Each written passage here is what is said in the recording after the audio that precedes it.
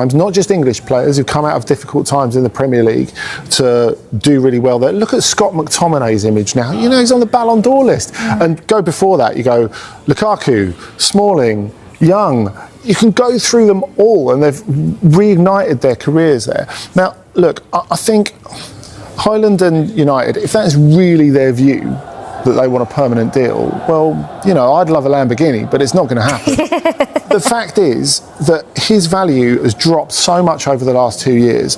The best thing for him and for United is to loan him out and get him to a point where he's sellable. At the moment, he is not sellable for anything near what they paid for him. Even if you're taking off the bits for amortisation, it's just not worth their while. I don't see how they can get a reasonable deal for him. So Andy Brassell thinks a loan is suited to all parties, but why, Carve, do Manchester United not want to do a loan here? Well, because they spent £72 million on him 2 years ago. And on paper, it makes sense to send a player out on loan, because the thinking is you get him off your wage bill, he goes out on loan, Euros or more on Carlos Baleba. The opening Premier League fixture against Arsenal showed that they can muddle through this season with Casemiro in midfield. The Brazilian was resplendent, dominating Arsenal's Martin Zubimendi and Declan Rice with a powerful display. He tired after an hour, sure, so United do need to think of a solution for that last 30 minutes of matches. But given they are mostly playing just once a week this season, Casemiro's last at the club, they need a midfielder. Goalkeeper, however? Well, just look at the Arsenal game again. Man United were the better side, created more chances and better quality chances. Arsenal never really got that many open looks at the United goal, while the Red Devils had several and could have scored at least once. Arsenal won 1-0 though, because when they sent a corner into a dangerous area, Altay Bayindir failed to establish his presence and got bullied by William Saliba. Instead of punching clear, Altay merely palmed the ball into the path of Ricardo Calafiori, who simply nodded the ball into the back of the net. Could a foul have been given? Maybe. But when you look second half, as United fizzed in an almost identical corner, David Raya in the Arsenal net established his space and then commandingly punched the ball clear. He wasn't bullied like Altay was. One game played, one goalkeeping error already leading to defeat. Andre Onana, a legendary disaster.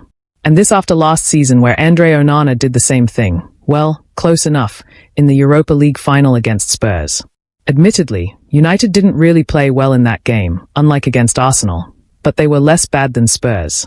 However, they lost the game because Andre Onana jumped in slow motion over Brennan Johnson's. Well, you couldn't really call it a shot, but he did touch the ball last. It should have been an easy grab, but Onana reacted like he was lag spiking on FIFA and did nothing before jumping around the ball when it was too late. That was the cap to a season where Onana debased himself on a near-weekly basis. He had about as much presence as a soggy biscuit, and his propensity to let the tamest or most savable of shots in crippled United's ability to do anything, really. Man United conceded just 411 shots last season and 145 shots on target, both the fifth best totals in the Premier League. They conceded 52 goals, however, which is the 11th most in the league. That disparity is absurd. You can't play good football, whatever the style, if you can't trust your goalkeeper. It makes every defensive phase so much more frantic as players scramble to stop shots from even occurring, as they have no faith their goalkeeper can handle them. Ruben Amorim's most important signing. So signing Gianluigi Donnarumma, one of the most mountainous goalkeepers around with an immense reputation and presence, would be transformative for Man United.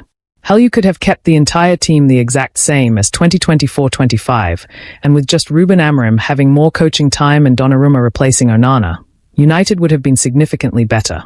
Couple him with the new forwards. United might actually be good this season. Should Man United sign Donnarumma, there would no doubt be much consternation over his wages, said to be around an eye-watering €200,000 a week. But at some point, you get what you pay for. And if you want a world-class goalkeeper, you need to pay for one. Of course, Donnarumma isn't excellent with his feet, PSG's official reason for replacing him with Lucas Chevalier. But Ruben Amorim doesn't need his goalkeeper to be Manuel Neuer or Ederson with the ball. He needs solid shot-stopping and presence. Donnarumma provides that at a high level. He also comes with a tremendous experience of winning things and carries with him a physical stature that would inspire confidence throughout the Man United defense. Ruben Amorim clearly has good ideas but lacks players who can execute them. In time, this should be solved by coaching and the new arrivals in attack who can actually score goals, allegedly. Anyway, But it would all be for nothing if the goalie kept on being as watertight as a sieve. Donnarumma would provide that watertightness. He's not perfect. No one is.